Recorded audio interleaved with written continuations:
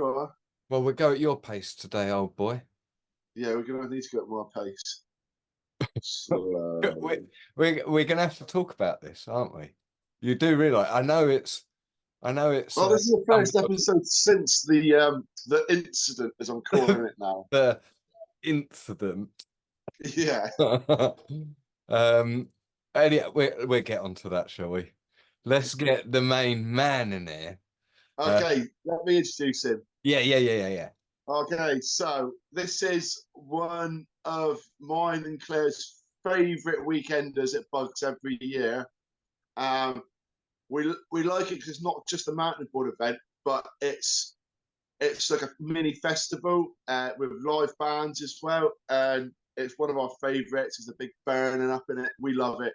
It's Simon Neck and Mountfest. Simon Neck and Mountfest. Let's get him in here. Yeah, get him in. There's a lot more to Simon than just Mountfest. Oh, that's very true.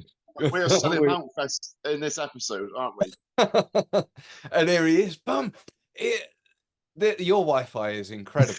I clicked that and it's straight in. You definitely got the quickest response time. Either that or Zoom has had an upgrade.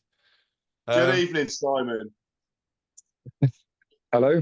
Can you hear us? Can you hear us? Yep, I can hear you. Messing with me now with this earphone. You're just saying how good the Wi-Fi is, isn't it? Can you hear us now, old boy? I can. Everything is loud and clear. Excellent. It really, I swear my heart skipped a beat, and I thought we just talked about Wi-Fi. Jinxed it. Welcome to the dirt, dear boy. Welcome to the dirt. So the dirt / the dirty, because it's a bit of a crossover episode, if you will. I think we can say that, can't we?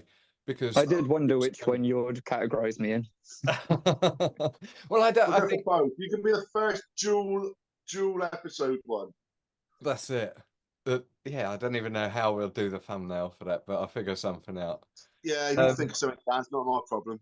Yeah, of course. Thank you for coming on, and thank you for being a part of mountain boarding for a shit long time now. A long time. A long time. I think it's fair to say we could categorize you a little bit as a free rider as opposed to a freestyler. I think that's fair to say. I've had my freestyle days. I mean, everybody does them, let's be honest. You've got to get the overall, haven't you? To get an overall ranking. But yeah, always, not always, but mostly on a no snow or no snow variants. Am I correct to say that? Yep. Well, it's kind of Biren taught me, and then he left, and then I got a no snow, and I've never looked back. Yeah, because you were a University of Plymouth graduate, weren't you? Yeah. So you were like heavy into the mountain board scene down here when I wasn't here. Yeah, I've heard all about you and like why we've never ridden, which is mad considering how much we've ridden around that area. Yeah, it's crazy, isn't it? So, do you know of mountain before meeting Lethal Bizzle? Yeah. So if we're going to where I started, I suppose. Yeah, well, let's take us back to the concrete streets, real live MCs. I stayed away from the streets, but it was NAS Festival in 2006. It's 05 or 06, but essentially, yeah, a National Extreme Sports Festival. Went along to that with some mates. They had skateboarding, mountain biking, motocross, everything. And they had a taster trial thing for mountain boarding. Would we have been there? Would we have been there, Slogs? I know Biren was there, which I found out years later. I can't remember which one. I remember Biren doing the dragon back and doubling up on the dragon back there one year. They had crazy setup for what the pros were riding, really, which I didn't see a lot of. But the band headlined, yes. Ruben were there, and Dirty Sanchez. Yes, I was definitely there that year. Oh, I don't think I was there. I have I have quite horrific memories of that A gig actually. But there, I'm sure someone was stabbed, and there was didn't an ice cream truck or hot dog truck got turned over and stuff like that. There were like riots and bins set on fire and all sorts and happened and things, but we were actually over in the family camping, so it was rather chill. I found out most of this. I found out most of this after I'd left the festival and like come back to.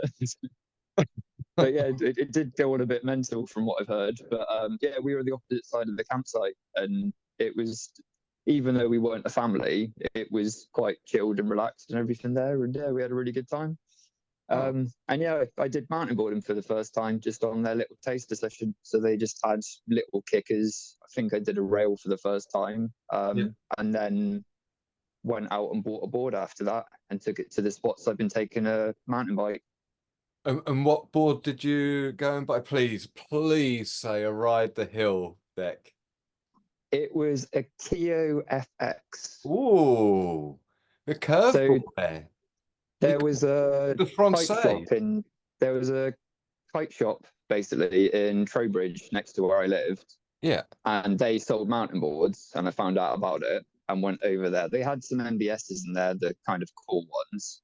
But yeah, I'm tall, I'm lanky, long legs, and the Keo FX was just that bit longer, and it just suited me better.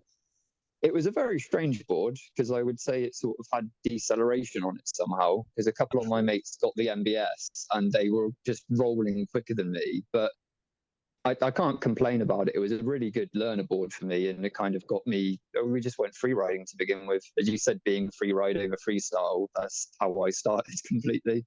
Yeah. Just places I used to take the bike in the woodland spots near me, and the buckling wheels and things. And then, yeah, got a board.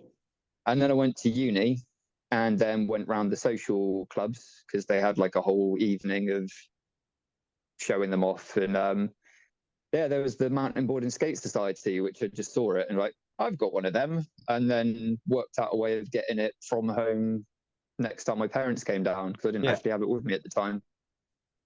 And that, yeah, that's how it started. And there was quite a crew of you down there at one point, wasn't it? That are still within the scene today. I mean, we touched on it in other episodes a little bit. But just quickly rattle off give us a roll call of some of the riders that came out of that Plymouth University crew down there. Well, I'd say that sort of comes a couple of years later, really, because when I first started, Behren just took me under his wing. So there was a whole society, but he was the Mountainboard officer. Right. And then most of the others were. I bet he loved that title. Mountainboard officer. I'm going to salute him next time I see him. Pretty much the first thing he told us on every trip we went out of like, this is an unofficial group of friends going out riding, which is nothing to do with the club. It's nothing to do with the university. Just put all in his waivers and everything before we went out. But it tended to just be him and then me, and then usually one or two other people. So we'd have a carload. Right. He had a roof rack to put the boards on, but because he was part of the ATBA, he was doing the site visits. So he'd pick me up on a weekend, and then we might have someone else with us or not, and then we'd just be going all over the country. I know on one of the weekends we ended up doing, I think, to Port Farm and Hair Down. I think probably called into the Scuzz Mansion at Bristol. There was the Team Bad crew, and like you'd always go to a centre and then go riding as well. So yeah, my first year really of like getting to know the whole scene and everyone, I was with the likes of Stu Lugger and Ant Wilson and Steve Birkback, and like we were just going to the free ride spots and straight in the deep end. Yeah, no. Like if you're gonna cut your teeth, you're gonna do it. Yeah, one of the first sort of free ride spots I went to was LA and Bristol, and I was like, I can't ride this. Like, and then up to Court Farm, and even just seeing that track, and then we went to a spot nearby in Woodland, and I think I got a puncture, and I was really happy about it because it meant that I could just watch everyone and film and not try and get down these crazy hills. You must have been off the Keo by this point, right? I might have had the Keo then, but then I had to go on Behrens at some point because he was telling me what it was like, really. And he had a Leon Robbins, and once I had to go on that, I then got one, and then that was my board for 2 or 3 years. Mm-hmm. And yeah, that was a great board. And yeah, straight into the deep end, straight into freestyle, and trying 360s and flips, and got into the tracks. And yeah, hold up a second there. Hold up a second. Try what tricks? Oh, backflips and threes, really. I went straight Backflips and into. threes. So I know backflips would come up at some point, because even in my first competition, I did. We've got a reader's wives question. We've got a multiple readers' wives questions from one reader's wives. It's just like a copy of Razzle, really. And the questions are here. The first two, at least, are backflip success rate and also front flip success rate. And whilst we're on the topic of backflip success rates and stuff, we need to pay a little homage. You're going to do the hair down one, I'm sure. No. It's a lot closer to home for one of the people here on this call right now. I know it's early on in this episode here, but we haven't done an episode for a little while.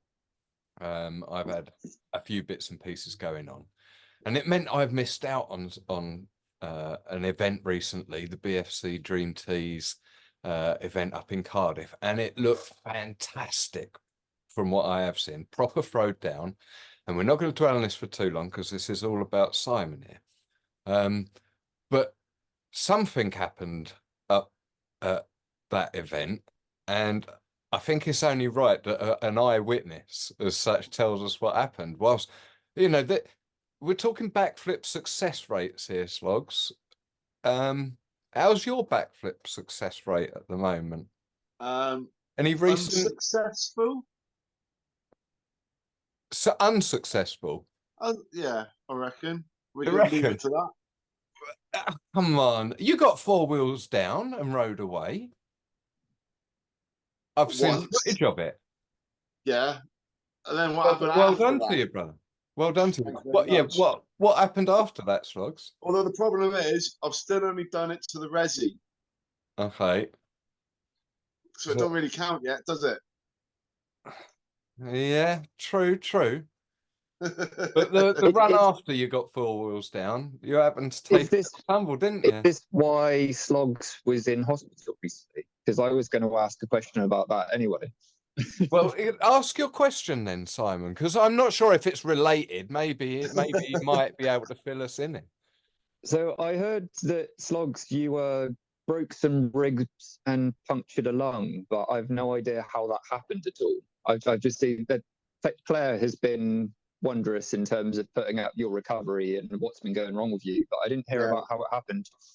But she's thoroughly enjoyed sticking those posts up and me and keeping everyone updated. Dream Teas, kind of, to be fair, although I was there, I can't really remember like the actual footage. The footage I've seen of it is the only recollection I've got of what happened, because it's a complete blank. So you got second place, didn't you? Podium. Apparently so, yeah. Which you must have got before that. I misjudged the height of a flip at the end of the session. Spun around, smashed the side of my head on the lip of the jump, and sort of like just knocked myself out. I think it was only about 25 seconds. It wasn't a long time, a knockout. And then 5 ribs broken and a collapsed lung. Yeah. How are you doing now? Because that was only a few weeks ago, wasn't it? 3 weeks and 2 days. 3 weeks, 2 days ago. Yeah. My ribs. Claire says in 13 hours and 45 seconds and counting. Yeah, my ribs are screaming at me still, but apart from that, I'm all right. Well, we're all glad to have you back here, brother. And we all wish you a speedy recovery. Are you going back to do it again? Can I tell you later? Claire's sat here looking at me. My only tip I have said that I think anytime I ride anything above like just general riding, I'll be wearing full body armor on top now, just because I want to keep riding for as long as possible.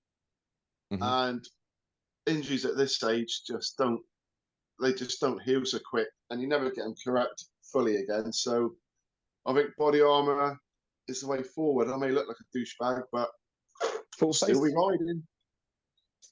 Yeah, it's all about doing it for a long time these days, isn't it? The older we get. So even in my uni days, if you're talking about accidents and things, there's a reason I started wearing a full face helmet, which is mostly to do with freestyle. So was this in your back flipping and front flipping days? Yeah, enough about you now, Slogs. Yeah. You're I don't really want to go into it anyway. Let's go back to Simon's backflip and front flip success rate.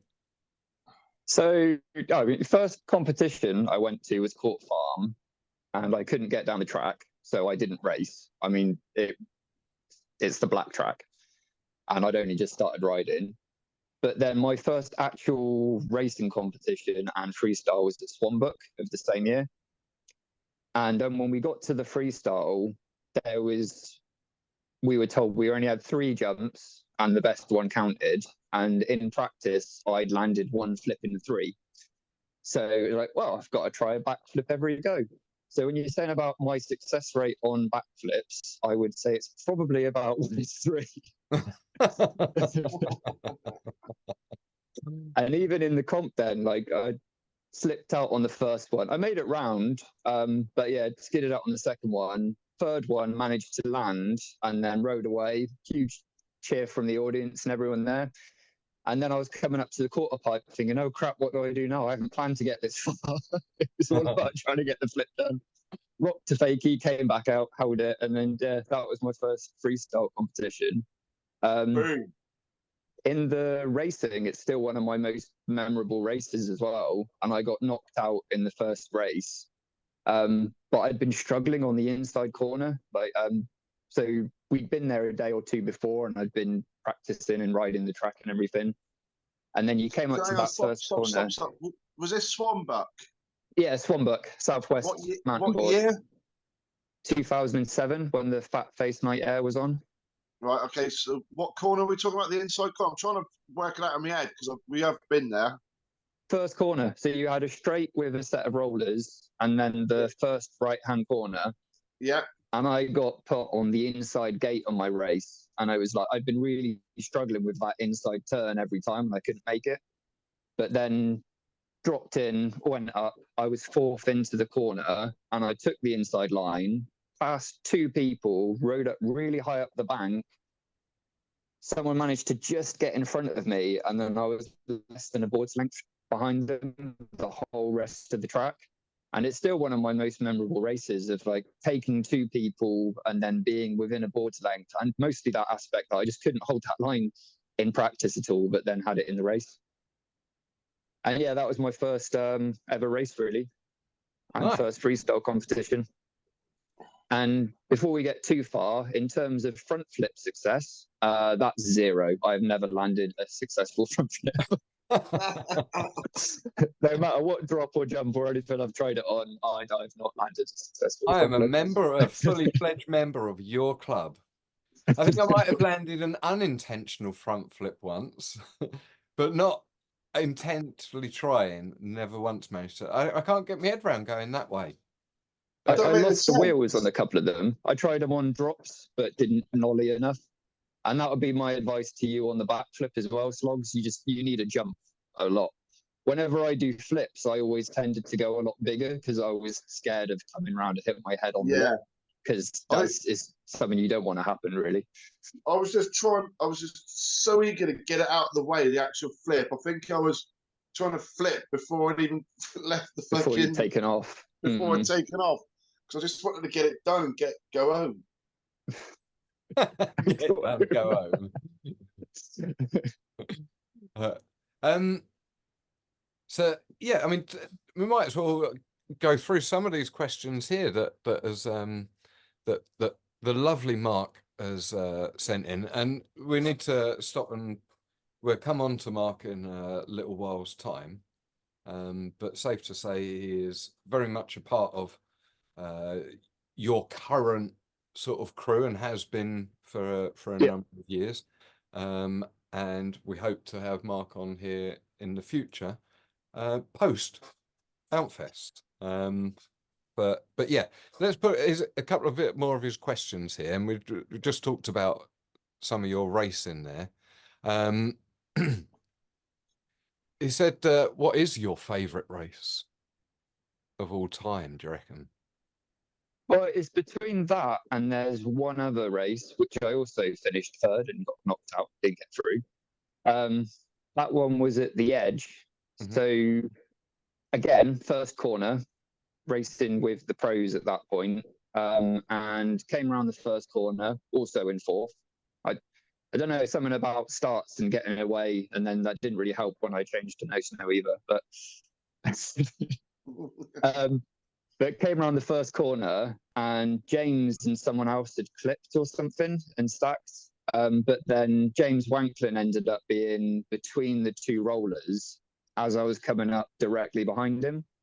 I've jumped up as high as I can, lifted my board up one way. He's put his board back the other way while upside down. And then I've ended up landing on the bank on the far left side out, basically out of the track, held it, and then made it round and went round to the corner, rest of the rundown, looked back in disbelief that I couldn't believe that I'd not just completely stacked and decked it there, really, jumping over the top of him. Finished third, knocked out, not going through any further, but those two are my favourite races. I don't know which one I'd pick over. Probably jumping James Wanklin, to be fair. Like, yeah, it's not always the winning. Over the top of him. It's not always the winning. It's the toe-to-toe racing, getting in amongst it in a burn with someone. That's what makes a race enjoyable. The favourite races were always something goes wrong and you manage to get through it, rather than where I finished in the race. Yeah. And also, you know, like everybody hopes for the whole shot and just lead from the start and to the finish. And there are a few aliens amongst the Mountainboard community that will experience that quite regularly. But for the mortals amongst us, you know, you're right. It is completely in the actual the toe to toe, the wheel to wheel racing. That's where the fun and the thrill is, and the real bonds are made. I mean, obviously you get that in battles for first, don't get me wrong, I'm not saying that, but you know, if ever you come from a rear position in a race to a favorable one, be it first or, you know, get through the next round or something like that. And like you say, not even that, sometimes getting knocked out can be great if you've had that respectful race amongst a peer that is enjoyable. Do you know what I mean? I experienced it this last summer at the World Champs with oh goodness, I've talked myself into a corner because I can't remember his name. Really, just quickly make it up on the spot. Make it up. There you go. I'm gonna say not something Pierre, I'm sure. Anyhow, I'm gonna move on. Maybe edit it over the top. But yeah, got myself knocked out.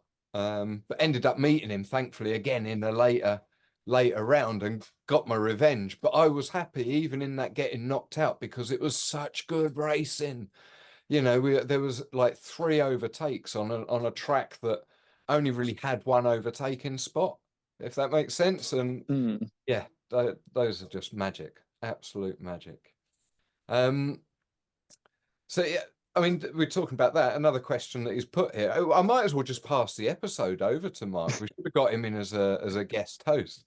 I can hear him already. It doesn't need to be like outworded or anything. You can still hear him, like, wherever he is. To be fair, before you ask the next question, as we said, good shout out to you and Mark for putting that track together over last winter at Bugs's, the electric one. Yeah, really the good slip addition. track. A really good addition to the centre. That was. Well, we'll be hitting that section up in a little while when we talk about Mountfest. Oh, should I shut the fuck up then? Should I? Well, I mean, just in the interest of continuity, you fuckwit.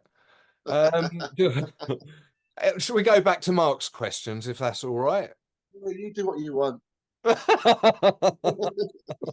Oh, don't make me. He does anyway, doesn't he? Sympathy card. Oh, my ribs. Oh, you do what you want.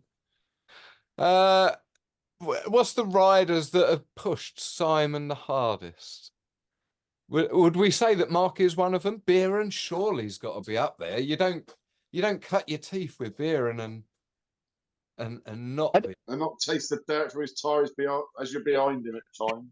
Well, yeah, that is always the thing with Bieran, is I'm chasing him, and I've always been chasing him from the learning age. So it's hard to say. Well, he definitely won in terms of taught me, got me out riding, showed me the whole scene, and then I didn't really ever race with him because he was always that category above me.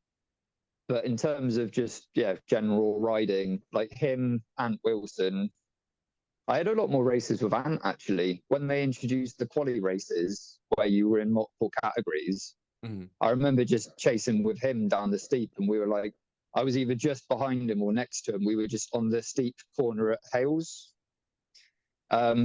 just going further and further on the drop of the steep on the inside.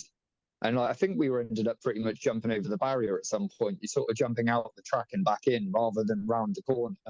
But every race we did, it just went slightly further over and slightly steeper. To the right. Until a knockout race with him. I guess that must have been pros then, rather than, so I wasn't masters. He came over too far, ended up patching his toes round, and his just board went straight up on him, over on his heels on his back. I landed and went directly into him, which no snow to you at any angle isn't really that great. No. Yeah, that's not pleasant, is it? But he fell in front of me, and that's not a distinguish between clipping someone or anything like that. He literally fell over in front of me. Nice. He does have a question here from Mark again, but I fear this one is just going to be so open-ended. And I mean, Steve Birkbeck would appreciate this sort of geekery. But what PSI are you riding? Well, mentioning Steve in terms of would appreciate that, I think he'd like my answer of generally like you push the tire, and as long as there's a bit of squidge, it's all right.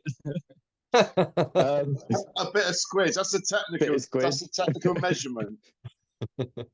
I usually pump them up to 20 with the 9-inch tires and no snow. So 20 to 30, and then you just let it run down until they need pumping up again. Or think that seems a bit flat, I'll put them back to 20 again. Yeah, fair enough. I mean, I must add that if that's your tire sort of choices and what you do, that might be the reason why the Keo was a little bit slower and no snows be a little bit slower in a downhill environment. The Kia, that 100, boy, you need that Centurion pressure. Yeah, but you need grip to get to where you're going. Like actually hold your line rather than just go sideways down the whole track. Hey, while he's gone, he's back. I didn't go very far. Just need a little stretch. Talking of slipping sideways, I don't know whereabouts this comes into your sort of equation or your life story, but you spent a bit of time slipping sideways again with Mark and that in France with our old mucker's pleasure, haven't you? So I suppose if we're going back to timeline, we can come back to your previous question of the PUHC riders, because So yeah, essentially Biren taught me initially. We went round a couple of years, he left, and then I took over the Mountainboard side of the club and did the same thing of I took people out on groups and to weekends away. But then that's where Plymouth Uni Club really did, I feel like, expand a lot more. So rather than having one car, we were having 3 or 4 cars going every time. We were going riding every weekend. Like you'd go either a local spot or you'd go away for a whole weekend and stay at Bugs and then hit Cleve and other free ride places around. But we'd just always be going out riding, and yeah, you regularly had 2 to 3 cars of people going out at that point. And that's where all the names come through. I think that you sort of like, yeah, so Mark, Ali, Morgan, Dick, which was Ali's brother, Stefan got into it. There's loads. There's like people who came on for a bit, like James Mitchell and Paul Shagface and Ben. Ben had his own setup in his back garden that we just went to for a weekend and just rode his back garden. And like you had several of them carried on, and others came to the season. Sorry. Yeah, I'm just watching him up there in the corner, and I think you killed him off a little bit there, mate. Yeah, Shagface hurt me a bit then. So, saying how many people were in Plymouth riding that. Oh, how? Wait, stop a minute. How did he get the name Shagface?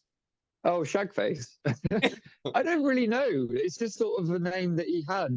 There didn't seem to be a specific thing for. There wasn't like a specific story of how he got that name, or at least I didn't know it. But he did have that sort of face that just looked like it had already. Yeah, he was definitely one of the most entertaining people within the club in terms of he'd try and do nose roll 180s and pivots. Like everyone would ride, everyone does free riding. You sit down, you have a break, maybe a drink or something to eat, and he just carried on going on the flat. So not even on a feature, he'd just be trying to do nose roll 180s, pivot things, everything, and just landing on his ass most of the time. And giggling and enjoying it so much. And yeah, I don't know, he just sort of had one of those faces. Right. But so it certainly grew then. If it was just like you and Biren when he used to make you sign a waiver to hang out with him. Yeah. But quite a large group once he'd left. Yeah. I mean, is that did you make them all sign waivers to hang out with you? I think on some of the group ones I mentioned it to begin with, but I usually forgot after that. I did do a mountain board instructor course though, because I knew I was teaching people. So I found out that through the ATBA links. And we went up to Ivy Leaf, which I took some of them with me just to ride the centre for today. But yeah, I did the course because something that I thought like I should actually do rather than just randomly winging it. Yeah, that's very responsible of you. I don't know if my advice helped further down the line, but well, and then yeah, it just really went off from that. And because I ended up doing 5 years in Plymouth because I did my uni course, placement year, and then changed to graphic design. So I ended up being down there for 5 years. And then yeah, stayed involved with the club. And even after I left, I still had people that I knew from the previous couple of years in the club. So I'd go and visit and then meet up with them, and then we'd go out for a ride at one of the spots. Nice. And we did a Alps trip as well as a club. Really? How was that? Yeah, there was 6 of us went out. So that was basically when I finished my course. Initially, I wasn't going to go because I couldn't afford it. And then I got a tax rebate because, as it turned out, my placement year was paced over 2 tax years. So I'd paid too much tax over it because it was split on a school term. So I ended up getting a tax rebate and was like, I can come now. Like I joined. There's now 6 of us, and I'll bring an extra car. And I think it was really needed, 6 of us in 2 cars, because originally it was 5 of them in a Berlingo. So whereabouts did you go? French Alps, really. I think we went to Le Des Alpes first, but then after camping there, and then we went to go up on the resort, and they wouldn't let us on the lift with our boards because they're not allowed there. Communication things. What we ended up learning from it was like it's not allowed by the district, I think, or kind of because each state or area of France has governed itself. And then we weren't allowed on the lift. They told us we could walk up the hill and ride down if we want to, but if we crash into someone, we could find ourselves at the police station. Yeah. So then we started driving. I think we looked at going to Morzine. There was a downhill that I think might have been happened in Switzerland or something, but we spoke to Chris Seymour, who was out. He's another Plymouth lot. He was out with Pete and people, but they were still building the track, I think. So there was no point going there if the track wasn't even ready. And then we heard they were giving free lifts, free passes away at teens to encourage bikers. So we spent 2 or 3 days at teens. And when we got to the final day, they were saying, look, this is meant for bikers. We don't think we should be giving you a free lift pass. Can you pay the €5 for a walker's pass? For a day. Take my money. Yes, yes, we can. And we went to Courchevel as well, but the lifts weren't open then, but we still did. Me and Mark rode Grand Carry. And trying to think if we did anywhere else. Was anyone else out there at the time when you were out there? No, so there wasn't any mountain boarders. It was just us as a group, longboarding and mountain boarding. There might have been some people out there, but we didn't know or look them up at the time. And yeah, so 6 of us basically, because that was Ali, Dick, who were the brothers, Lisa, me, Mark, and Morgan. And we all had brakes. Most of us hadn't really ridden brakes that much, but we all at least had a set of brakes. Mine broke. So I did Grand Carry brakeless on like the last day. But yeah, we were just touring around and just sort of longboarding, skating spots and riding where we could, free riding odd bits. And yeah, the main places we went to actually is somewhere with lifts was teens mostly. And yeah, we did a bit of Courchevel. Oh, happy days. So was that nicely segued into going back to earlier question there? Was that the first time that you met Pete and Claire then on that summer trip as a mountain boarder? So Pete and Claire weren't actually out there then. Their brother Gaz was. He was running the bar. But it is my link into how I got out there. So by going out there on that year, and then yeah, a year or 2 later, because I did another Europe trip with Lisa when I'd finished uni. She still had another year, but we did 6 weeks, and that's when we did get in contact with loads of mountain boarders. I mean, that was, in terms of community-wise, everyone wanted to show us their best spots. So we went to Wanny Park and met Arno and Johan de Bouzier. Arno showed us his local free riding spots with the dogs. So they were running with us and riding around. And then we went to Czech Republic because there was just an event on, which was at Silly Hill. We turned up early at that one. Thought we were in the wrong place because you found like a drag lift that was completely overgrown. So it's like, well, this used to be a mountain board centre, but we're not sure what it is now. And then the following morning, they some people turned up and started cutting the grass and trimming it. So it was just before the event was on. So they basically set up the event set up the centre just for that one event. But the Czech guys were amazing, like in terms of community and everything. And I think that's the same wherever you go in mountain boarding. They saw the UK as being like the mecca of mountain boarding at that point, I think, which surprised us quite a lot. But so yeah, again, we stayed in the van in Prague and they took us to their local spots. It's another place I got concussion, cracked my elbow. Just for Mark's tuppence worth, how many times total concussions? Oh, did he ask that question? The 'Cause, short yeah, answer, yeah, the short numerical the answer. You short- don't need a rundown. Well, yeah, I just try and break them down really. So there's Central Park at Plymouth, which was a kicker made out of random bits of plywood. That's still on YouTube actually, so I'll have to send you a link to that. Because as I we'll hit put it, the link up right now. the ramp just explodes, and then I just sort of like tip through the air. That's my think first I've one. seen that actually. When you said that the ramp it just sort of disintegrates, doesn't it? Yeah, it really Yeah, does just disintegrate. I think I've seen that. But I didn't remember that happening. So I know we were going to keep them short. So Oh, that's all right. That's all right. into it. But so yeah, I didn't remember it happening. And Biren gave me a call the following day saying, "Are you coming riding?" So I was like, "Well, yeah, sure." So I got up, went round because Halls was quite close to where I was picking up. We went to Kirkman's for the day, and I landed my first ever 360. And then later on, had mentioned about that. I then found out that I was told I wasn't meant to ride for 2 or 3 weeks because I'd had concussion the day before. But I didn't remember it, so I kind of like feel that's not my fault. Yeah, it don't count. I was told after the fact. Oh yeah, I landed my first 360 at Kirkman's. It was a good day. So yeah, that's one.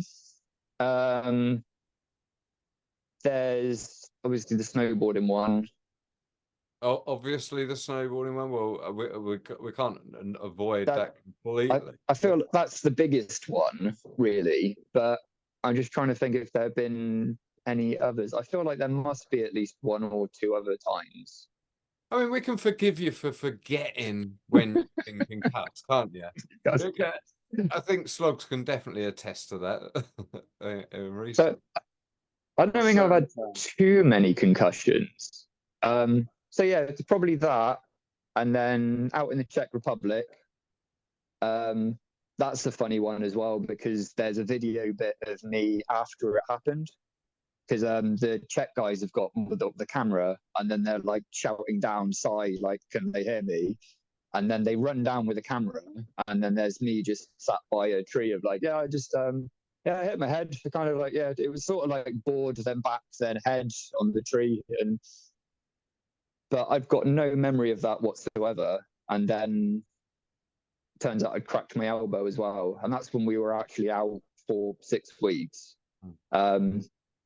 But again, I was riding the following day or so. I was in a sling and still riding a bit of like the border cross. They had like a border cross track section in Prague, right in the center of Prague. Really cool, like 4-cross bike track thing.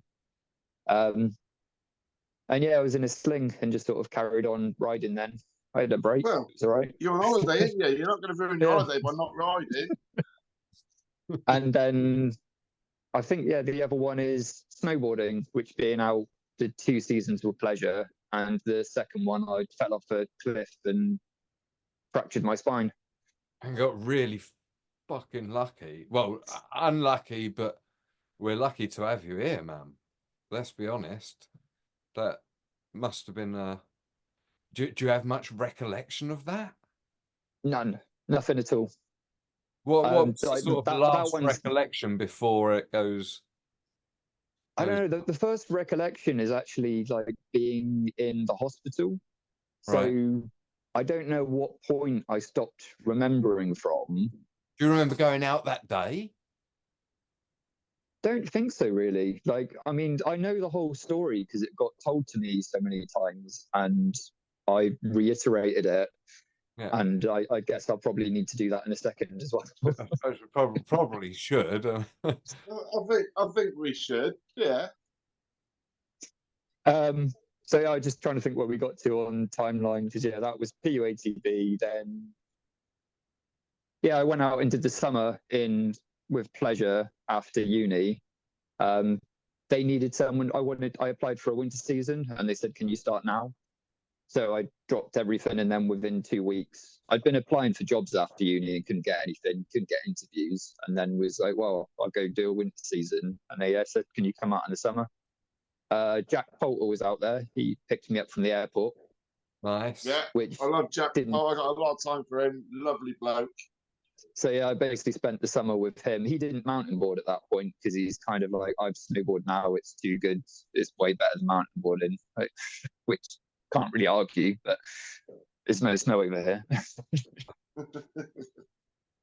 And then yeah, so I did the summer longboarding around Courchevel and using the buses up and down a bit, and mountain boarding, taking the lift up to Salers.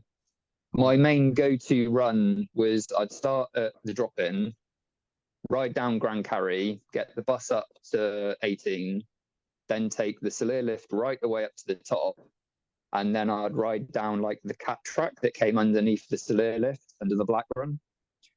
I've since learned, like after doing a winter there, there's a lot better runs I could have done on a mountain board out there, but I didn't know them, and I was worried I'd end up in Maribel and not be able to get the bus back or anything. So I ended up coming down, the black lift really. That down to Verdon really. A short section I had to, I think, walk because it was a bit flat, and then I got into the luge run. The luge run is so much fun on a mountain board. Like that was one. I mean, I enjoyed all of it. Like Grand Carry is still outstanding, my favorite run probably because of just all woodland, trees, and free ride down the way through. Salers was great because it's like quarry tracks and like it's really fast. And then my brakes I had Magiras at that point. I didn't have the Hope disc brakes, so they decelerate you. You get to a point that you're not picking up speed anymore, but you're not slowing down either. Yeah, and that's what I spent my time on Magiras. I didn't have discs. Yeah, the actual discs were like pressed right next to the hub, and then on one of the runs, I had pressure on and off, like when I did the last bit of road before getting back to the drop-in, and thinking like, oh, I've like busted my brakes, spent the disc, something's gone wrong and everything. What had happened is it turned out the disc had heated up so much, it melted about a centimetre into the alphas, into the plastic hubs. So it actually just tipped the whole disc in at an angle. So the disc was completely fine. It was just a case of take the hub apart, put a new one on, and I could go back out the following day and carry on. Happy days. A fixable problem. They're no bother, are they really? But yeah, I love the mountain boarding out there, and just being out in the like real huge mountains and riding that side of it. And then yeah, I did the snowboard season, came back for a summer because after one season it was like I need to do this again. And then did the second season where I went out and fractured my spine, which I suppose is where we bring back to that topic. And this is where we get the popcorn out, Dan. Yeah. I think a reasonably good. I don't remember going out that day. It was a reasonably good day. Like weather wasn't too bad. I think they kind of a bit sort of like powdery snow conditions. Essentially, I was trying to traverse. We've been out, had quite a good day so far from what I'm told.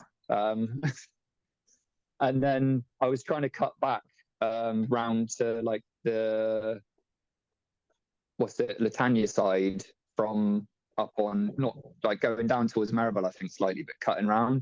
It's a route that I'd done before and a route I'd been shown, but we ended up, Col de Loz, basically. We ended up being too high, and where we traversed round, it then ended up just being way too high up.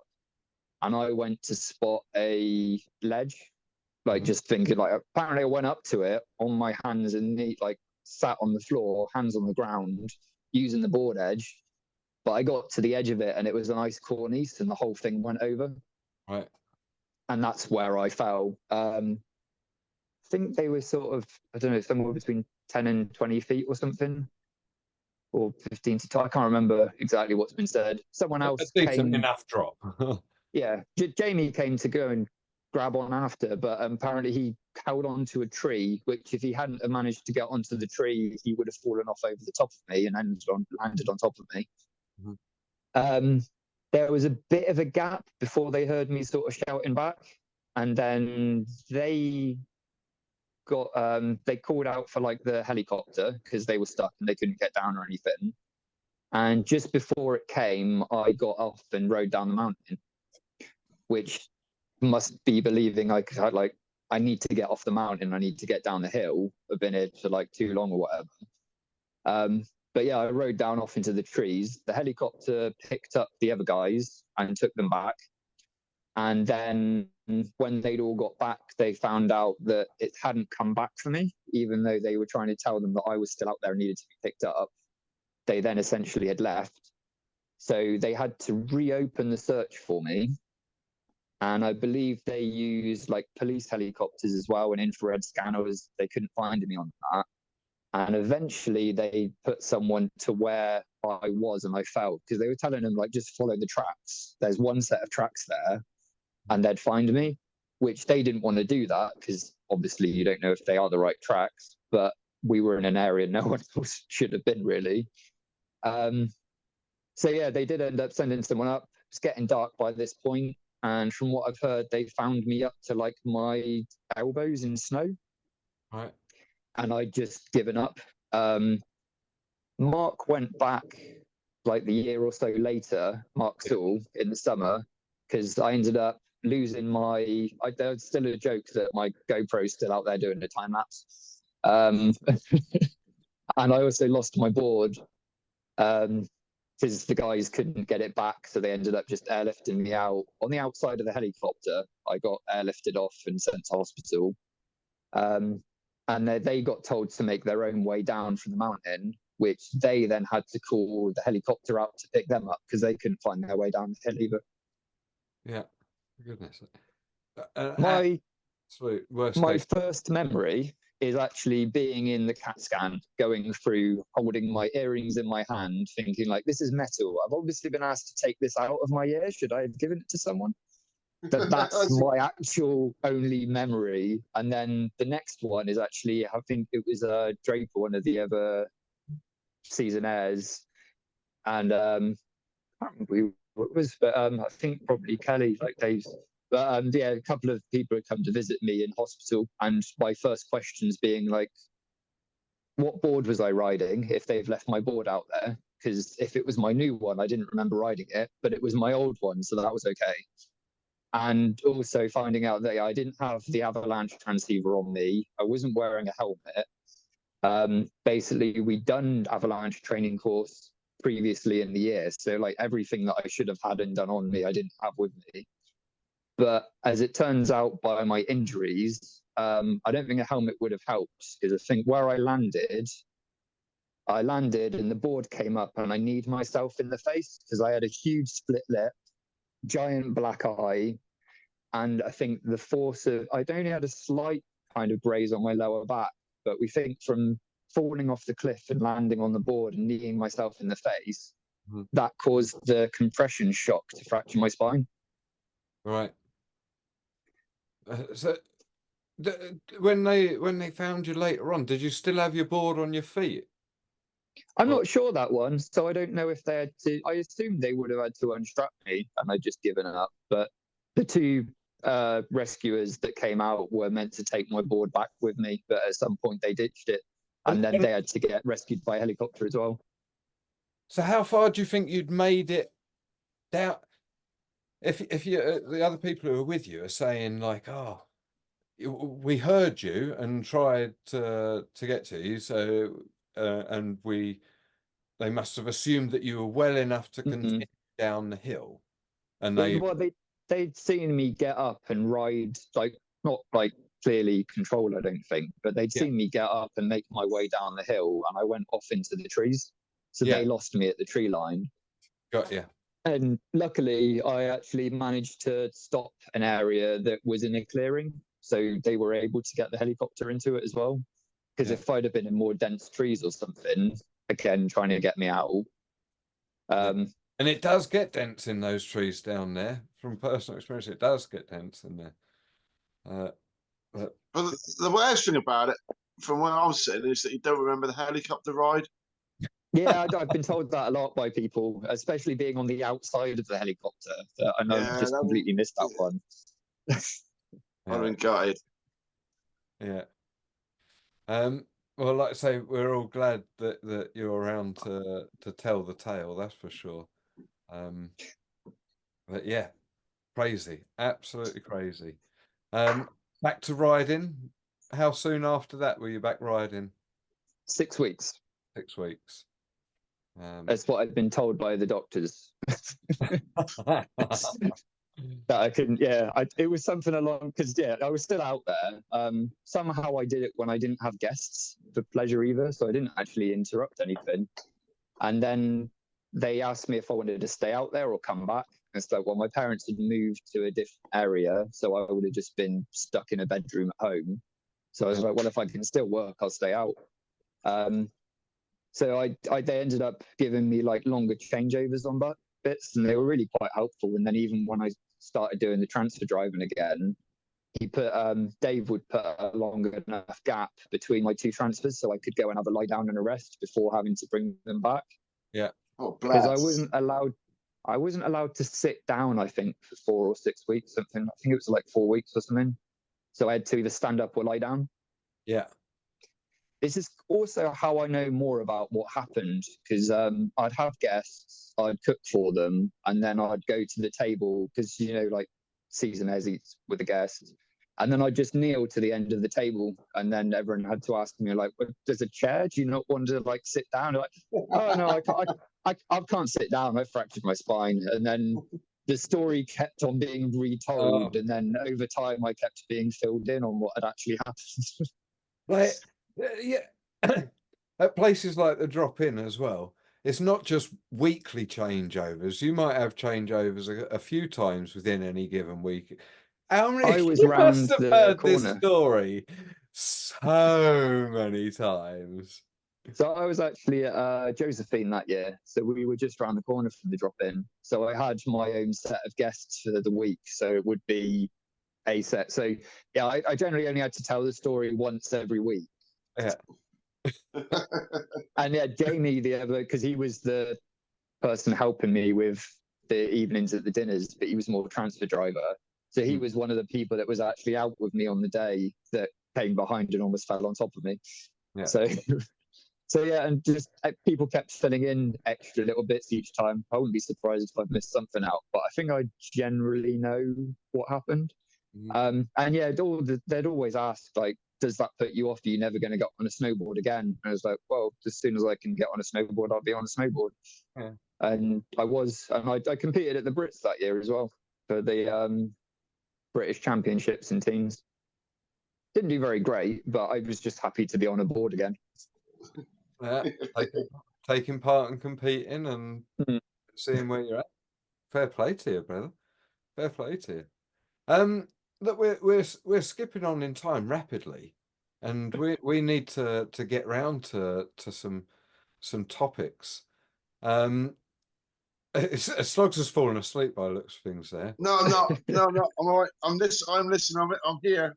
I was just stretching out a bit. You're all right. Chill out. Chill out. It's okay. You've relaxed, mate. You've hurt yourself. What? Bring us swiftly up to sort of modern day, because as every time you're talking to me, I'm looking over your left shoulder. And it's like a constant reminder that we need to be talking about Mountfest. We need to be talking about Mountfest. I'm sure subliminally that's what Slogs tapped into earlier when he was talking about the stitched boards. And maybe this is a good time to reintroduce that question, Slogs, about the track. No? Well the done. track. All the hard work put into the stitch track. It's a really good. Like you and Mark, you done it over winter last season, so 23. It was after the EBIT, not last year, the year before. That was when Mark first started it. So EBIT was on, and then they'd opened up that section and all up through the woods. All up through the woods. Then Mark started having a go then with the digger, I think on the Sunday. And then we went back over the winter and then walked out more of it and marked out what we were doing. And essentially, yeah, Mark's done all the digger work on it. And I've been the muggins with the spade. Sounds about right, doesn't it? But yeah, in terms and packing it in with a quad, like I haven't really ridden a quad before then, but I've definitely ridden a quad a lot now. in terms of just constantly lapping round, trying to bed it in and trying to take every different line across it. We are trying to work on it a bit more. Like Mark has widened it at the end of last year as well, because there was a couple of corners that we're just trying to make more opportunities for overtaking, but without trying to take away too much of the twists and turns of the track. Because if you make it too wide, everyone will just cut every corner in a straight line, and you want the flow and to be able to actually ride around the track still. Yeah, you want to have to like slow down to get around corners and accelerate out again. There's no point. If you go full black all the way around, it's pointless. Yeah. You go slow down, get around the corner properly, then you can accelerate out into the next bits. That's where the fun is. That's where you bunch up and then you spread back out and you bunch up again. That's where the fun is.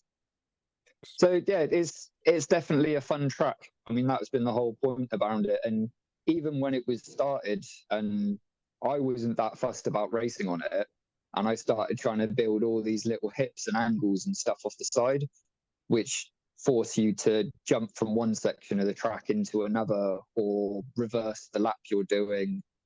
Obviously, you can't do that in a race because that's more than carnage. As much fun as carnage is, I think that might be a bit too much if you do like you just figure of 8 crossing in the same point.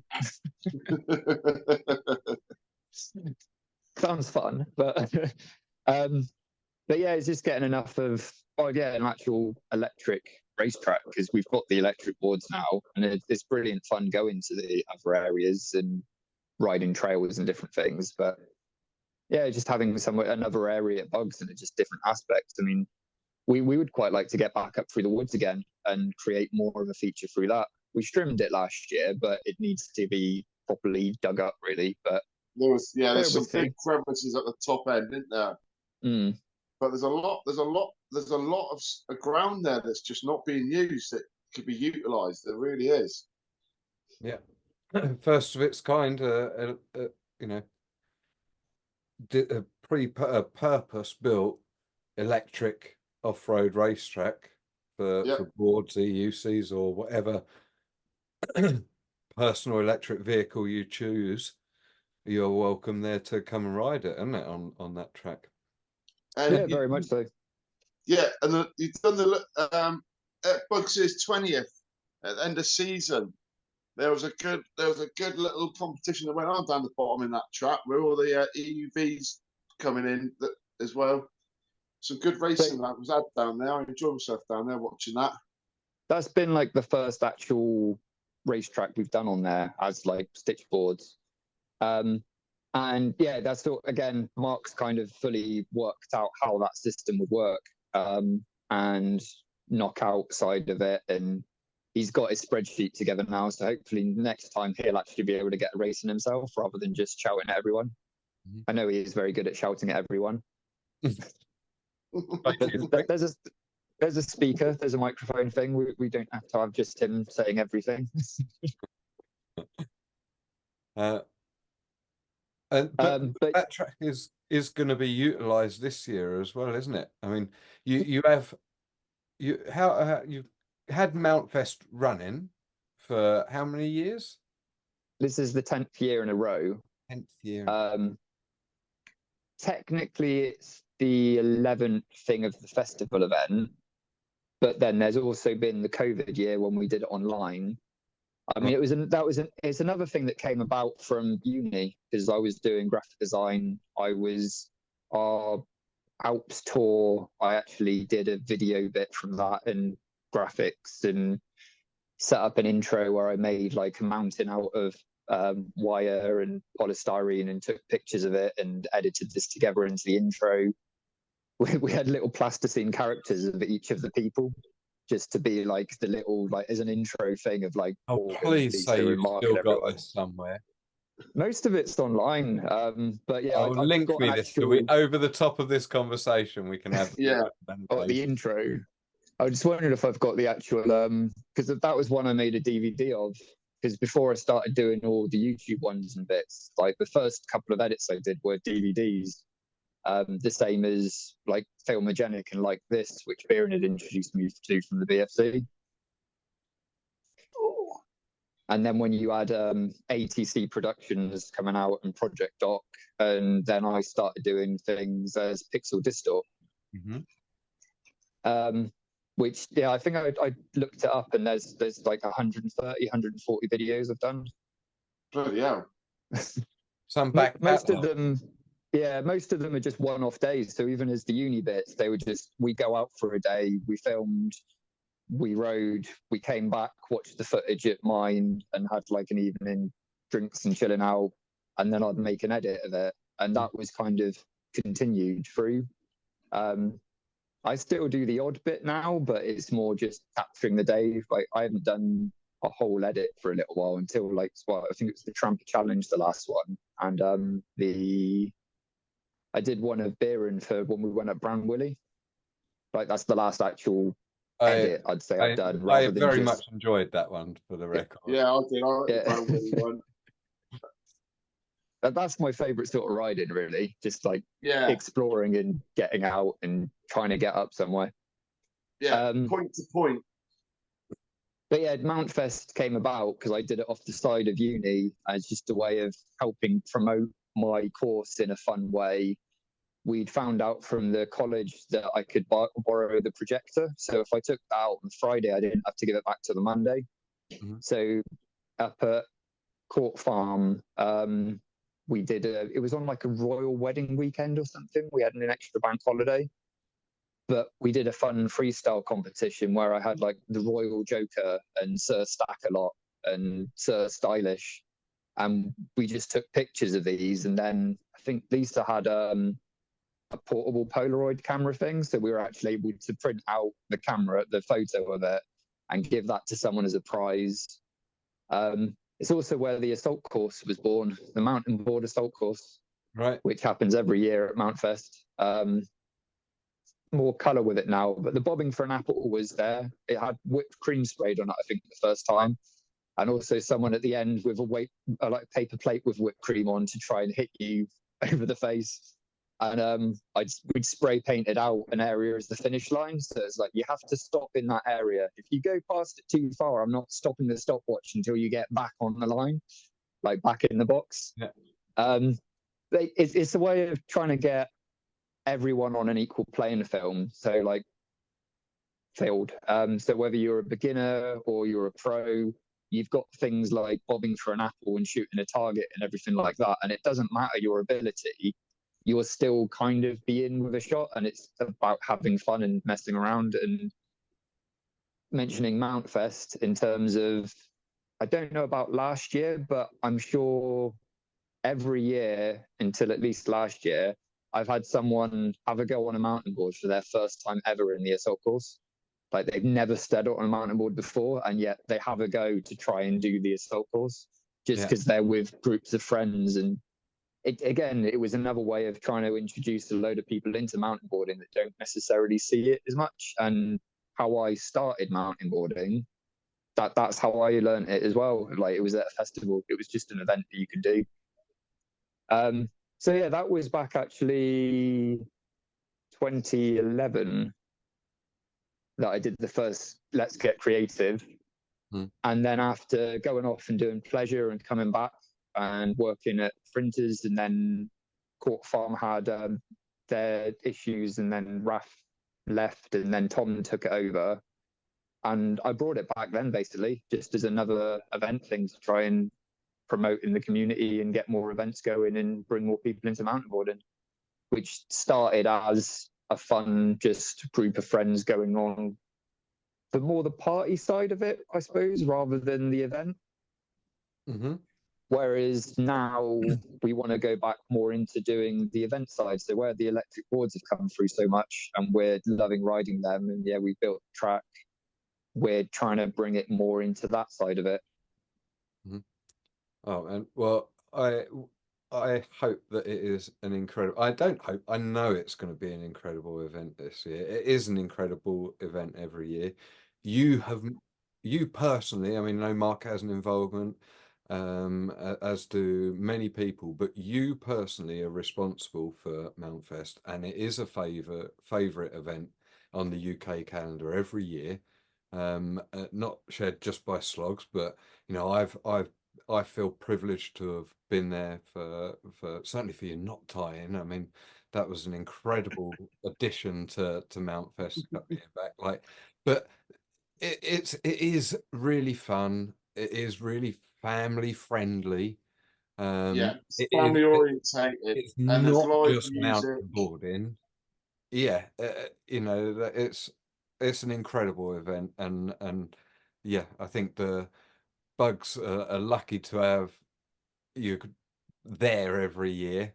And yeah, I think the community is lucky to have you put it on and put such effort into giving us all another reason to congregate every year and sort of, you know, hang out and have fun and not take it too seriously. Like some, you know, sometimes we all can be a little bit guilty of maybe even in our own minds taking the champs a little bit too seriously when things like Mountfest are just a joy to be at.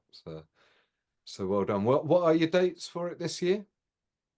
It is on the 8th of June, which I did update the poster with new bits of sticker. I'll get Slogs to overlay the image of it right here. Oh yes, perfect. Yeah, I'll do that right now. Yeah, Saturday the 8th of June. Excellent. I have a handy leaflet I here. will definitely be there. It's one of my favourite weekends at Bugs every year. I just want to point out I was the assault course champion 2022. Just so you're aware of that, Dan. Yeah. Is it Noah is going to lose his shit with you if he hears you? Is this you calling him out again? We didn't turn. He didn't even come to the centre last year. That's how much he's scared.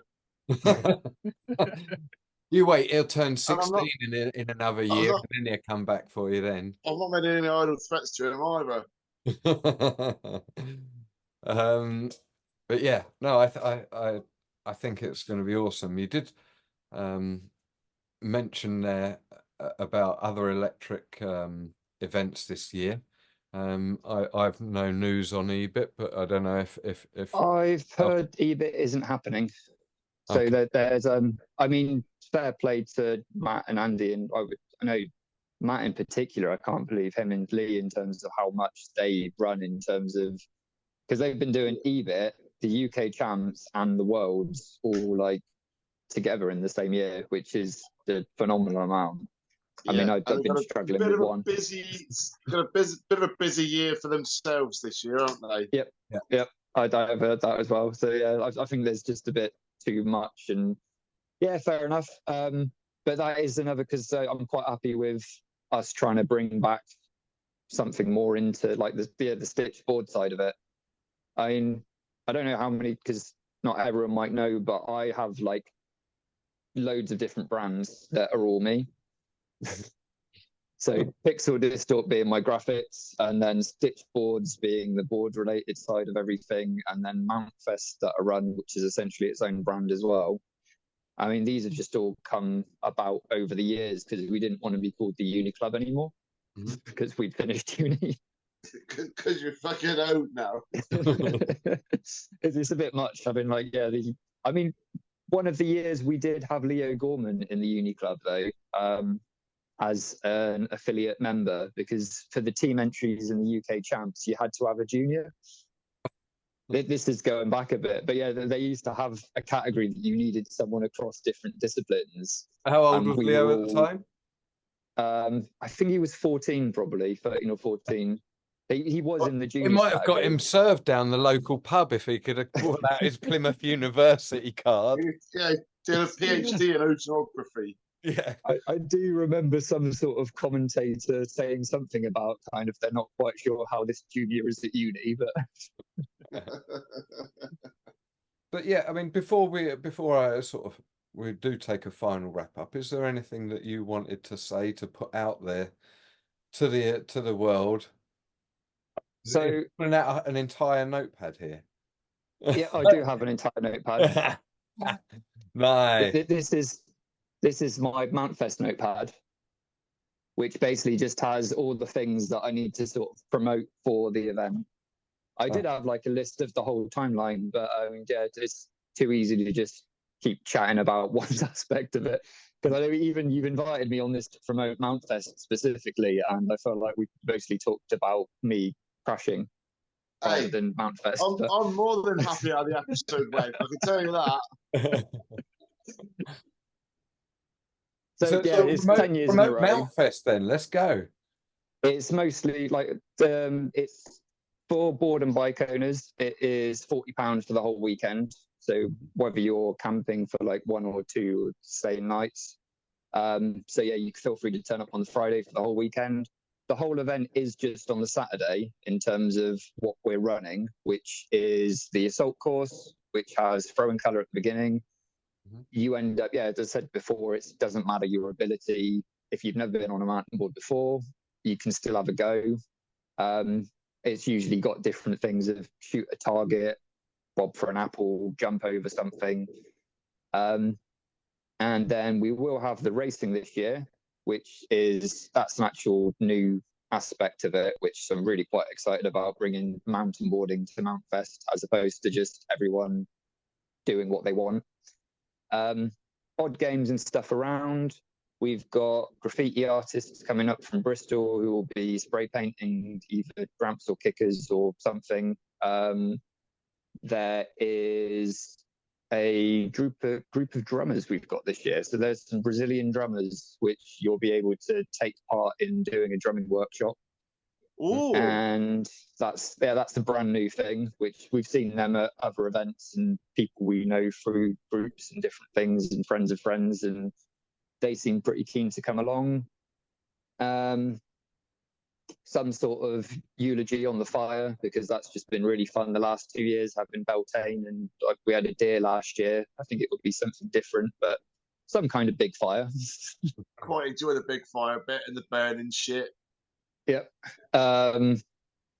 Might have a circus act person coming in. I think that's mostly confirmed, but I'm not completely staying on it. I know most mountain boarders do some sort of circusy things and everything as well, but we might have a professional. Well, they're all fucking clowns.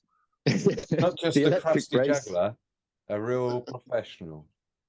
And then there's the bands in the evening, which I've got 4 lined up. 1, 2, 3, 4 live bands, maybe 5.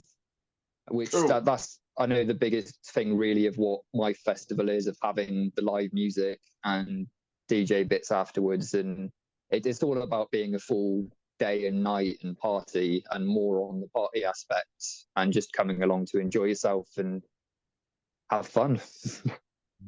Yeah, it's a thoroughly good festival, and I enjoy it immensely. I cannot wait this year. There's only one more thing I'd like to add on that, really, in terms of Mountfest and things, which essentially, yeah, I was going to give it a break after 5 years, and then it was the COVID year, so we did it online, that worked really well. I got everyone to submit videos of them doing assault courses around their own house. And it was like, even if you didn't have a board, it was be on or use some kind of board. So someone hopped around with an ironing board as well, and had live streams of people doing music. The assault courses all went on with like audio commentary over the top of it. Everything was in a live chat feed, so people could comment on it and chat to each other all at the same time. But anyway, the reason I mentioned that was I was going to have a break after 5 years and I didn't.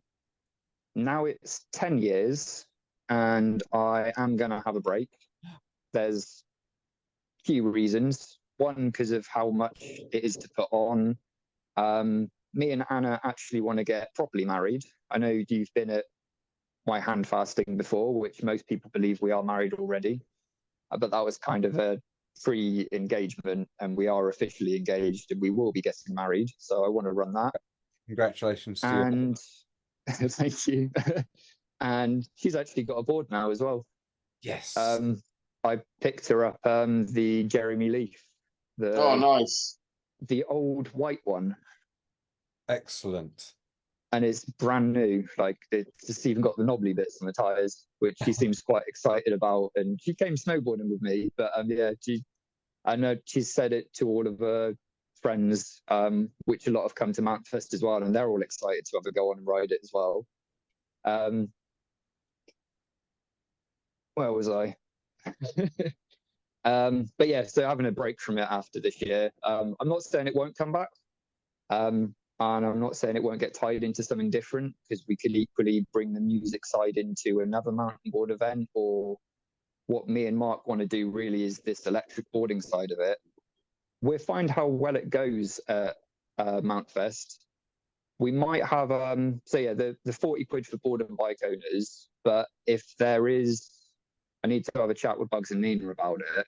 We might have a small additional surplus charge if you want to charge your boards at the top of the hill, just because that's an extra cost thing. But we're not trying to make money or do anything on that side. It's just literally to cover the electric cost and bring more people into the centre. But we might make it a bit of a series. So there could be another 2 or 3 events through the year. And then we could potentially do that on years coming forward. So we'll have a bit of a fun track race series, which is knockout racing. Sorry, not knockout racing, quali racing. The way we ran it before at the 20th was everyone has multiple races, and similar to the way that it works in the UK champs, of you get points based on where you finish, and then that puts you into like a grid line start at the end, which we had 30, 40 people all racing around the track at the same time. It was hilarious and kind. So we will still try and bring some carnage aspects back into it. But yeah, there was EUCs. Bob was on a trike, and people on e-boards. So yeah, any sort of electric board you have or electric vehicle, by all means, bring it involved. If there's enough people in the separate categories, we will run different disciplines. So we'd run an EUC one, we'd run like a trike one or something, but it just all depends on numbers of the day. And the biggest thing about it is just getting together and having fun and racing and riding together. So that sort of step for you. If you manage to get a series together, are you talking about doing it at different venues? Or no, just at Bugs for now. I mean, like, potentially you could maybe move into something like that. It's all ideas at the moment. The only other place I can think of is clockwise one event, and then after that face the other event as well. There is, I mean, like, even as it was built, like, there was that whole point of you can do reverse laps, because so it does favour goofy or regular one way, but then if you do it in reverse, exactly. I think we're mostly going to use Mountfest as a sort of taster event for it, and depending on, because we want community feedback from people and how often they can come, probably every couple of months. But yeah, it depends on people's feedback and commitment and how much they want to do it and how much they can, because I know everyone's busy now in terms of events and different things and family commitments and everything. Well, let's hope it goes well. I can't wait for it. I really can't. Are you going to be racing slugs? Yeah. Definitely. Get the electric out. I'll bring that up with me. Happy days. Well, any more there? Simon? No, I feel like I waffled on quite a bit then for that anymore. Well, but... is there anyone you want to give a shout out to that you've not mentioned yet, Si? People, yeah, thankfully we got Anna in there. Like, geez, if we hadn't mentioned how you'd have been shot there. Is there anyone else who's been in your mountain board life throughout the period that you want to give a shout out to, or thanks, or just a hello? Oh, it's tricky, really, because yeah, having done it for 15, 16 years or so, I know there's so many people who have influenced me through it and how that's developed. And I mean, yeah, I'm still, like, I haven't raced or competed for years, mostly due to injuries of shoulder or back. We didn't even get onto shoulder injuries, but but that could be for a different time. I'll start waffling then. Yeah, which I do miss the racing. Well, I could do a whole episode probably just on shoulders, but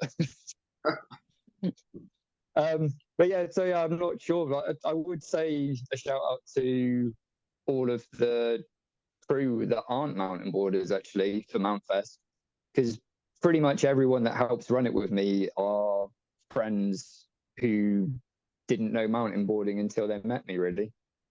And some of them have a go at it, others don't. Other people come along, but yeah, it's just a wide community of, like, yeah, I suppose they're like the extended mountain board family that don't mountain board. Yeah, much love to them because they put on a really good event. We always say the unsung heroes always need thanking, don't they? Without a doubt. But yeah. Well, look, dude, it's been a pleasure having you on here and joining us, and I do hope that you come back in and join us, and we can maybe talk shoulder. I'm sitting here already. You've like hold it. It's like subliminally planted in me. I'm gonna leave it alone. We can talk shoulders another episode.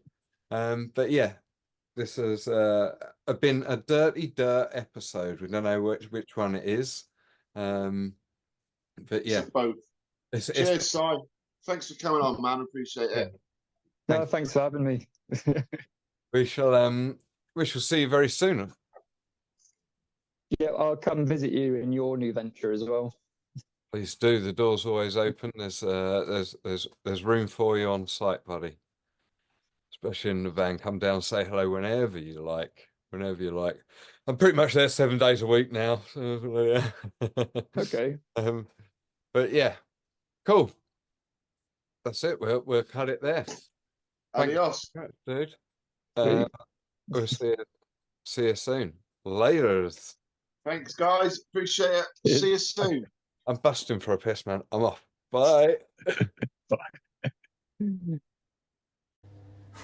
Way aye, man. That was dead canny as out, that like. Cheers for tuning out to listen. Now, before you gan yem, don't forget, if you want to keep getting doing with the Dorty Dort fun, like and subscribe. Get amongst it. Shy Ben's getting out.